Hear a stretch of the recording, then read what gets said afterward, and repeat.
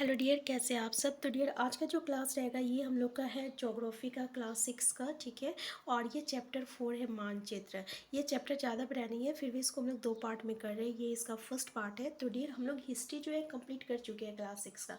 अगर आप अभी तक नहीं देखे तो आप हमारे प्ले लिस्ट में जाके देख सकते हैं। और क्लास और ज्योग्राफी जो है ये भी आज 4 चैप्टर चल रहा है, ठीक है। और इसके साथ साथ डियर, अब हम लोग क्या है ना, क्लास 7 और 8 का जो एनसीईआरटी की बुक है ना उसको भी स्टार्ट करेंगे, ठीक है।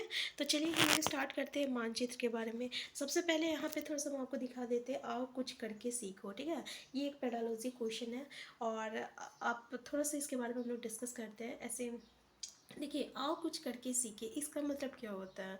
जब ये पेडालॉजी क्वेश्चंस आए, जैसे कि बिग्स मार्क्स जो रहेगा ना आपका 60 मार्क्स में से बिग्स मार्क्स जो है ये आपका पेडालॉजी में से है। और डियर, पेडालॉजी में से याद रखिएगा क्वेश्चन ऐसा आता है जिसको जो है आप थोड़ा सा समझ जाते हैं, ठीक है। तो वो आप इजली जो है आप वहाँ पे आंसर एलिमिनेट कर सकते हैं। तो आओ कुछ करके सीखे, ये एक पेडालॉजी टर्म्स होता है और ये एक पॉजिटिव सेंटेंस होता है, ठीक है। जब भी ऐसे अगर हम लोगों को ऑप्शन में दिख जाता है कि आओ कुछ करके सीखते हैं या अभ्यास के थ्रू सीखते हैं या रियल लाइफ से जोड़ के सीखते हैं, ठीक है। तो ये स्टेटमेंट जो रहता है हमेशा पॉजिटिव रहता है और ये स्टेटमेंट हमेशा सही रहता है, ठीक है। क्वेश्चन को अच्छे से पढ़ लीजिएगा। अगर आपको ऑप्शन में ऐसा ऑप्शन दिख जाता है पेडालॉजी सॉल्व करते समय, तो डियर वो ऑप्शन जो रहेगा बिल्कुल सही रहेगा। तो यहाँ पे क्या बोलता है ना, एक रबड़ की पुरानी गेंद ले ले और उस पर कोई रेखांचित्र बनाए। आप उस पर उत्तर एवं दक्षिण पूर्व की, जैसे कि अगर हम लोग एक गोल बॉल ले लेते हैं और उस पर बताना है कि ये उत्तर ध्रुव है, ये आपका जो है दक्षिण ध्रुव है, ठीक है। अब क्या करेंगे, चाकू से इस गेंद को काटे और काट देंगे और फिर उसको क्या करेंगे, उसे चेप्टा करने की कोशिश करेंगे और देखिए कि किस प्रकार जो है ये रेखा चित्र का रूप जो है बिगड़ जाता है, ठीक है। अगर उसको हम लोग काट देते हैं फिर उसको चेप्टा करेंगे तो जो चित्र, जो रेखा हम लोग खींचे वो किस तरीके से बिगड़ जाता है, सो बताया गया है यहाँ पे।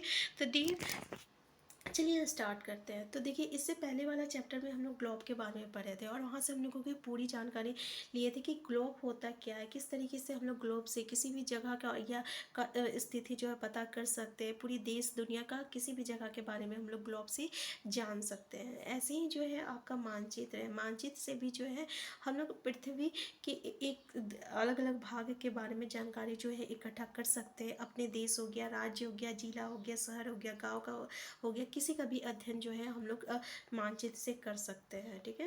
यहाँ पे थोड़ा सा देखिए, मानचित्र पृथ्वी की सतह या इसके एक अलग भाग का पैमाने के माध्यम से चपटा सतह पर खींचा गया चित्र है।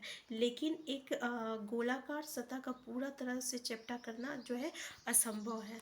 तो डियर, यहाँ पे हमको लग रहा है आपको थोड़ा क्लियर दिख रहा है कि नहीं दिख रहा, प्लीज़ ये आप हमको कमेंट बॉक्स में ज़रूर बताइएगा, ठीक है।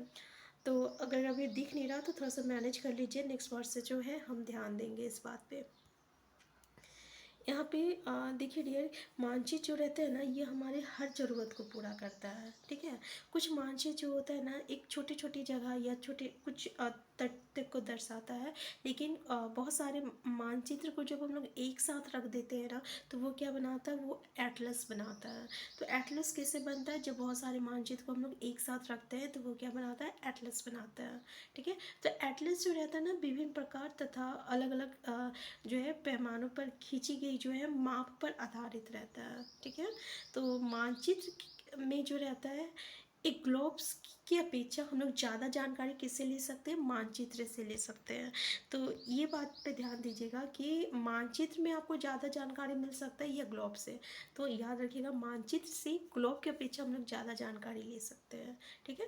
अब मानचित्र कई प्रकार के होता है, जैसे कि अगर हम लोग भौतिक मानचित्र के बारे में पढ़े तो हम लोग को भौतिक मानचित्र से किस चीज़ की जानकारी मिलती है, तो जैसे पर्वत हो गया, पठार हो गया, मैदान हो गया, नदियाँ हो गया, महासागर हो गया। अगर इस सब के बारे में हम लोग जानना चाहते हैं तो वो क्या हो जाता है, भौतिक मानचित्र होता है, ठीक है। राजनीतिक मानचित्र क्या होता है, अगर मान लीजिए राज्य हो गया, नगर हो गया, शहर हो गया, गाँव हो गया, देश हो गया, विदेश हो गया, या उनकी सीमा के बारे में अगर हम लोग कोई जानकारी लेना चाहते हैं तो वो राजनीतिक मानचित्र हो गई, ठीक है। तो ये भौतिक हो गया, राजनीतिक हो गया। अब देखिए आपका एक है थीमेटिक। थीमेटिक मानचित्र वो होता है जिस मानचित्र में जो है हम लोग जैसे सड़क का मानचित्र हो गया, फिर वर्षा के बारे में, वो जगह के बारे में जान सकते हैं, या वहाँ का वन हो गया, वहाँ का उद्योग के बारे में अगर हम लोग जानकारी इकट्ठा कर सकते हैं मानचित्र से, तो ऐसे मानचित्र को हम लोग क्या कहते हैं, थीमेटिक मानचित्र कहते हैं। ठीक है, तो मानचित्र जो रहता है ना पूरे 3 प्रकार का होता है। थीमेटिक मानचित्र होता है, और आपका राजनीतिक होता है, और भौतिक होता है। हम लोग अभी डिस्कस कर चुके भौतिक मानचित्र क्या होता है, राजनीतिक मानचित्र क्या होता है, और आपका थीमेटिक मानचित्र क्या होता है। ठीक है, तो याद रखिएगा। यहाँ देखिए मानचित्र की 3 घटक है, एक है दूरी है, एक दिशा है, और एक प्रतीक है। ठीक है, अभी हम लोग दूरी के बारे में देखेंगे। दूरी होता क्या है, तो मानचित्र जो रहता है ना एक तरह का आरेखन होता है, जिससे कि हम लोग क्या करते हैं ना कि पूरे विश्व या उसके किसी भी एक भाग या भाग को हम लोग किसी भी छोटे पेज में या कागज में जो है हम लोग दर्शा सकते हैं। ठीक है, तो इस तरीके इसमें क्या करते हैं हम लोग छोटे पैमाने पर खींचते हैं और बड़ी बड़ी दूरियों को जो है हम लोग दर्शाते हैं। जैसे कि अगर हम लोग एक एग्जांपल लें, तो जैसे कि आपके विद्यालय, आपके स्कूल जो है ना, आपके घर के बीच की दूरी जो है 10 किलोमीटर है।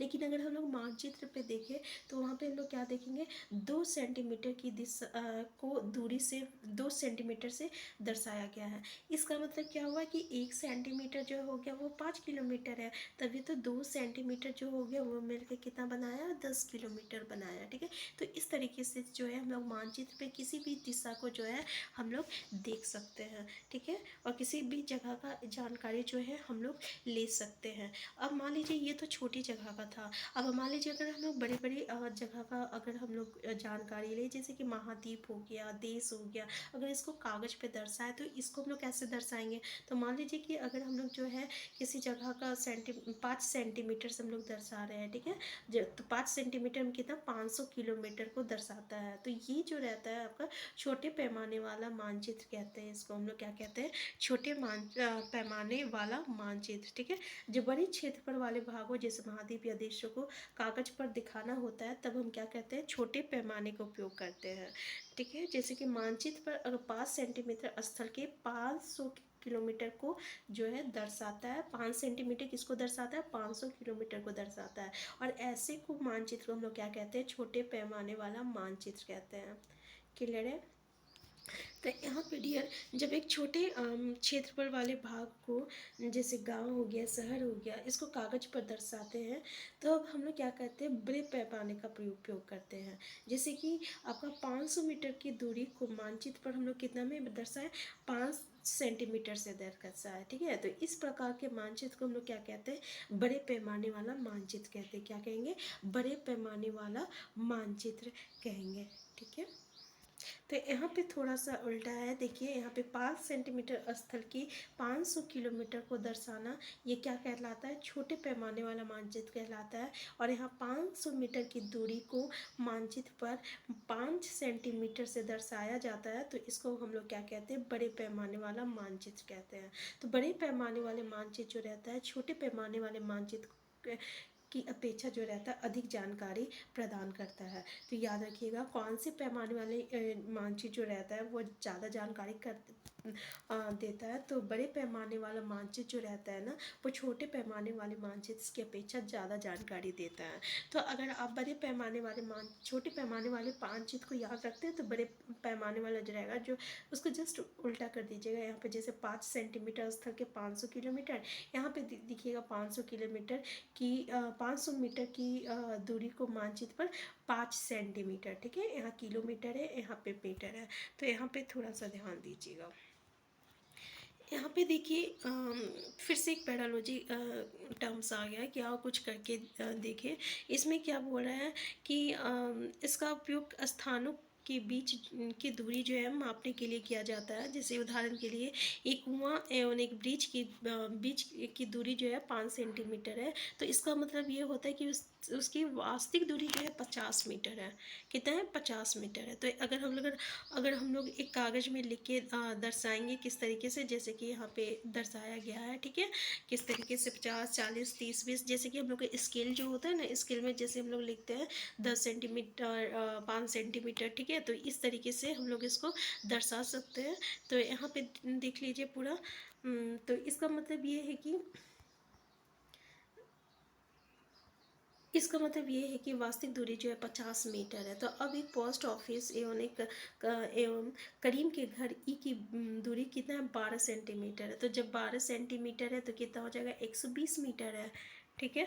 तो लेकिन आप एक तो इस तरीके से अगर आपको मिल जाए कि मान लीजिए यहाँ का डिस्टेंस, यहाँ का डिस्टेंस जो है 5 आपका कितना है, 5 सेंटीमीटर है, तो उसका डिस्टेंस क्या हो जाएगा, एक्चुअल डिस्टेंस 50 सेंटीमीटर है। अगर मान लीजिए 10 आपका सेंटीमीटर रहेगा तो कितना हो जाएगा, 100 आपका मीटर हो जाएगा। ठीक है। तो इस तरीके से जो है यहाँ पे हम लोग कैलकुलेट कर सकते हैं।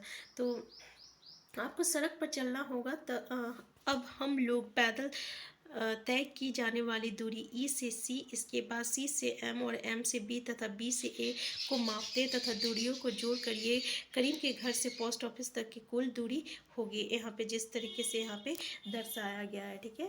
तो देखिए विकास का घर, शीला का घर, करीम का घर, किस तरीके से यहाँ पे हम लोग मैप में मानचित्र, तो इसको हम लोग क्या कहते हैं, मानचित्र कहते हैं कि किस तरीके से यहाँ पे सेंटीमीटर को की दूरी को जो है हम लोग यहाँ पे दर्शाया है। तो डियर यहाँ पे बस इससे आगे जो है हम लोग नेक्स्ट वीडियो में देखेंगे।